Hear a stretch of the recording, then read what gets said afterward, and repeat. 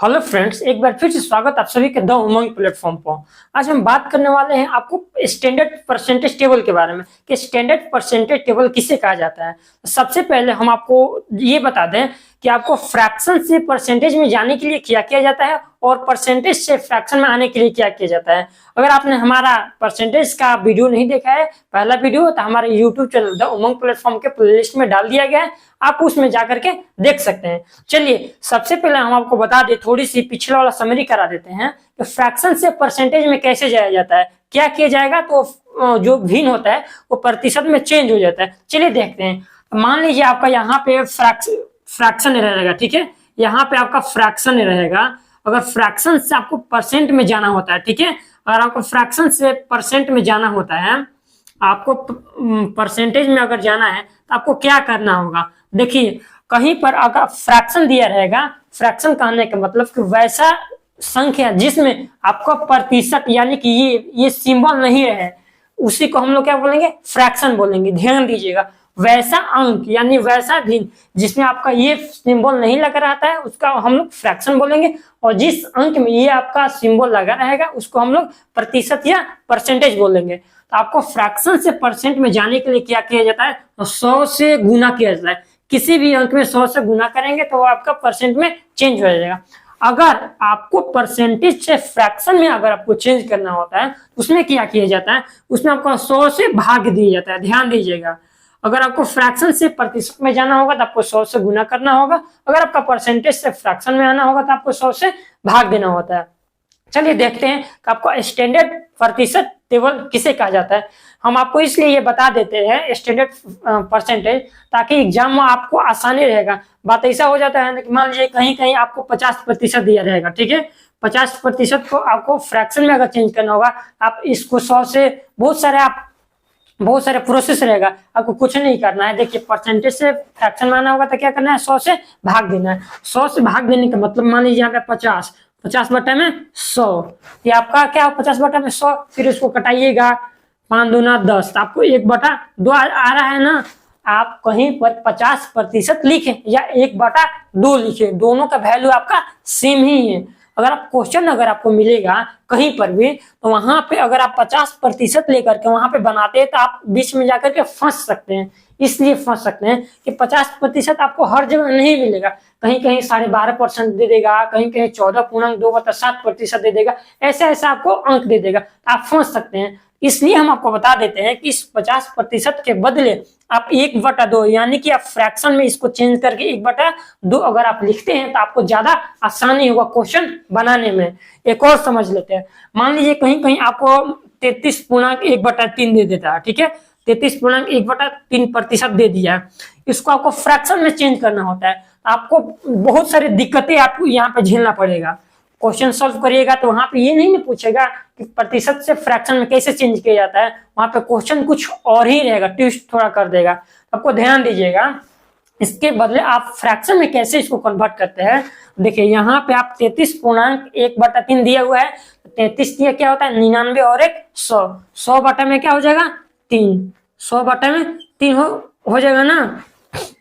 अब यहाँ पे क्या करिएगा, प्रतिशत दिया हुआ इसको फ्रैक्शन में आप चेंज करते हैं तो क्या 100 से भाग देते हैं। देखिए प्रतिशत से फ्रैक्शन में आने के लिए क्या करते हैं, 100 से भाग दिया जाता है, तो आप इसमें 100 से भाग देंगे, इस प्रतिशत के चिन्ह हटा देंगे और क्या कर देंगे 100 से भाग दे देंगे, 100 से भाग दे देंगे। तो 100 से भाग जब दीजिएगा तो फिर उसको मल्टीप्लाई करिएगा तो 100 क्या आ जाएगा, नीचे आ जाएगा, तो गुना 1/100, 100 से 100 क्या हो जाएगा, कैंसिल हो जाएगा, तो 1/3 आ जाएगा। तो क्वेश्चन आपको कैसे सॉल्व करना है, आपको क्वेश्चन में दिया रहेगा क्या 33.1/3% दिया रहेगा, लेकिन आपको इस 33.1/3 के बदले फ्रैक्शन में क्या लिखना है, 1/3 लिखना है। अगर आप 1/3 अगर ये जानते हैं, याद कर लेते हैं कि इसका वैल्यू जो होता है 1/3 होता है, तो आप क्वेश्चन एकदम आसानी से बना सकते हैं। ध्यान दीजिएगा।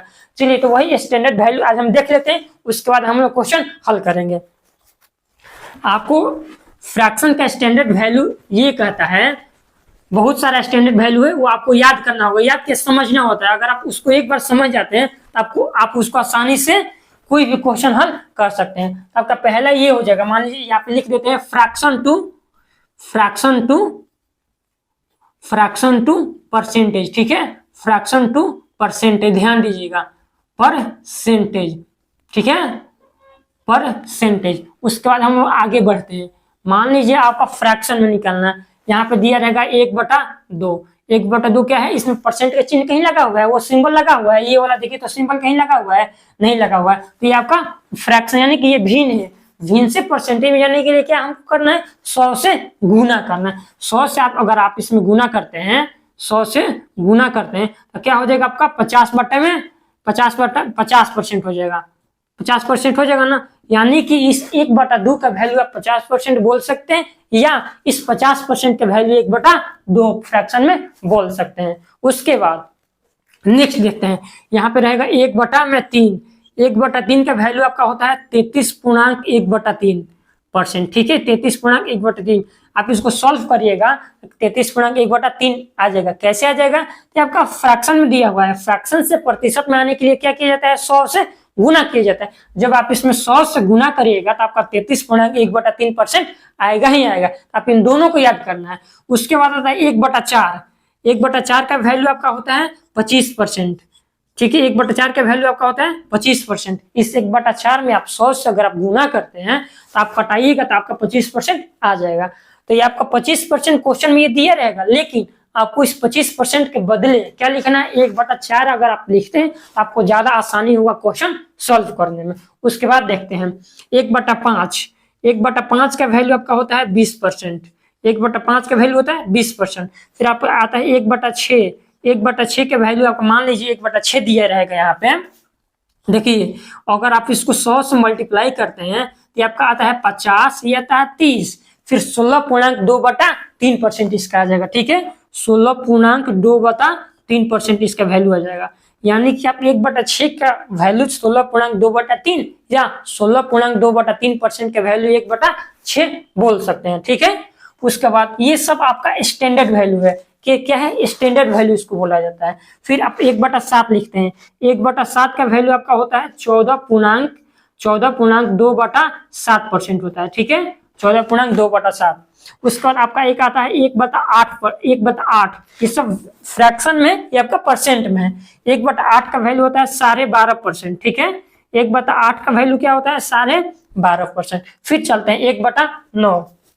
1/9 का वैल्यू आपका क्या होगा, 1/9। 1/9 का वैल्यू आपका हो जाएगा 11.1/9%। इसको ध्यान दीजिएगा। आप क्वेश्चन में अब बताइए, ये नहीं दिया रहेगा, आपको याद नहीं है, क्वेश्चन में आपका दिया हुआ है 11.1/3% का वैल्यू क्या है। आप इसको सॉल्व करिएगा, इसको बनाइएगा, आगे जाकर के लंबा प्रोसेस होगा और आपको गलती कहीं पर भी थोड़ा सा मिसप्रिंट गलती हो जाएगा तो आपका क्वेश्चन सॉल्व नहीं होगा। तो इसलिए बता दे रहे हैं कि आपका फ्रैक्शन में या आपका प्रतिशत में, इन दोनों का आप याद करिएगा तो क्वेश्चन, जब क्वेश्चन हम लोग डील करेंगे देखिएगा कितना आसानी से बन जाएगा। फिर आपका आ जाएगा 1/10। 1/10 का वैल्यू आपका हो जाता है 10%। फिर आता है 1/11। 1/11। 1/11 का वैल्यू आपका होता है 9.1/11%। देखिए 9 और 11 दोनों आपस में भाई है। देखिए यहाँ पे 1/9 दिया हुआ है, 11.1/9 लिखे हैं परसेंट में, क्योंकि 11, 9, 99 और 100, 100/9%, क्या कि इसमें 100 से गुना करना होता है। इसलिए देखिए 1/11 दिया हुआ है, इसमें 9 ऊपर आ गया है और 11 नीचे है, बस दोनों एक दूसरे का अपोजिट रहता है, 9 और 11। फिर आता है 1/12%। 1/12 का आप सॉल्व करते हैं तो क्या आता है, देखिए 1/12 को अगर परसेंट में चेंज करते हैं, 100 से गुना करेंगे तो आपका 3 चौका 12, 25 चौका 100, यानी कि 8.1/3% आ जाएगा। 8.1/3% आ जाएगा। फिर आता है 1/13। इस 13 का आपका आ जाएगा कितना, आपका आ जाएगा 7.1/13, 9/13%, क्योंकि 13 91, 91 और 9 100, 100/13 आ जाएगा। फिर आता है 1/14। 1/14 आपका आ जाता है क्या, तो आपका आ जाएगा, देखिए 1/14 को अगर आप 100 से मल्टीप्लाई करते हैं तो ये हो जाएगा 50, ये हो जाएगा 7, यानी कि कितना हो जाएगा, 7.1/7, 7.1/7% हो जाएगा। फिर आ जाएगा 1/15। 1/15 का आप कैसे करते हैं, ध्यान दीजिएगा, 6.2/3% लिख सकते हैं। 6.2/3% आप 15 को लिख सकते हैं। उसके बाद आता है 1/20 और 1/25। 1/20 जो फ्रैक्शन में दिया हुआ इसको परसेंट में चेंज करिएगा तो आपका आ जाएगा 5%। 1/25 दिया रहेगा आपका, उसको परसेंट में चेंज करिएगा तो आपका आ जाएगा 4%। उसके बाद एक और आता है आपका 3/8 फ्रैक्शन में, इसको ध्यान दीजिएगा, ये बहुत बार इंपॉर्टेंट होता है। 3/8 इसका होता है 37.5%। क्या होता है? 37.5%। 37.5% का वैल्यू कितना होता है? 3/8। इसको ध्यान दीजिएगा, ये सारे बोर्ड पे हमने अभी भी बताया, ये सारे आपका स्टैंडर्ड वैल्यू है। उसके बाद आता है आपका 1/2। 1/2 तो हमने बता दिया है। उसके बाद आता है 1/100, इसका वैल्यू आपका आ जाएगा 100%। ठीक है, आप इसको अपने कॉपी पे नोट कर लीजिएगा और ध्यान दीजिएगा। देखिए एक बार फिर से समरी करते हैं। देखिए 1/2 का मतलब होता है 50%, 1/3 का मतलब होता है 33.1/3%, 1/4 का मतलब होता है 25%, 1/5 का मतलब होता है 20%, 1/6 का मतलब होता है 16.2/3%, 1/7 का मतलब होता है 14.2/7%, 1/8 का मतलब होता है 12.5%, यानी कि 12.1/2%, 1/9 का मतलब होता है 11.1/9%, 1/10 का मतलब होता है 10%, फिर 1/11 का मतलब होता है 9.1/11%, फिर 1/12 का मतलब होता है 8.1/3%, 1/13 का मतलब होता है 7.9/13%, 1/14 का मतलब होता है 7.1/7%, 1/15 का मतलब होता है 6.2/3%,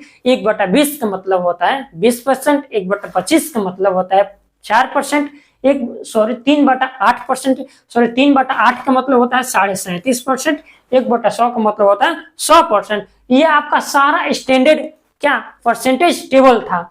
अब क्वेश्चन कैसे करेंगे, देखिए आपको एग्जांपल के तौर पर एक आपका क्वेश्चन बता देते हैं। ठीक है, ध्यान दीजिएगा। यहाँ पे मान लीजिए आपको कहीं सोल्व करने के लिए क्वेश्चन दे रहा है कि किसी वस्तु में आप किसी वस्तु का दाम मान लीजिए कितना दिया, 100 रुपया दिया हुआ है। ठीक है, 100 रुपया दिया हुआ है, उसके दाम में कितना वृद्धि कर किया जा रहा है, यानी कि 8.1/3 का वृद्धि किया जा रहा है। पहले इसका मूल्य था 100 रुपया, ध्यान दीजिएगा, और उसके मूल्य में कितना वृद्धि किया जा रहा है, 8.1/3% का आपका क्या किया जा रहा है, वृद्धि किया जा रहा है।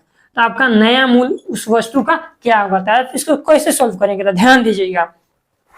सबसे पहले 8.1/3 का मतलब क्या होता है, फ्रैक्शन में इसको तुरंत से कन्वर्ट कर लेना है।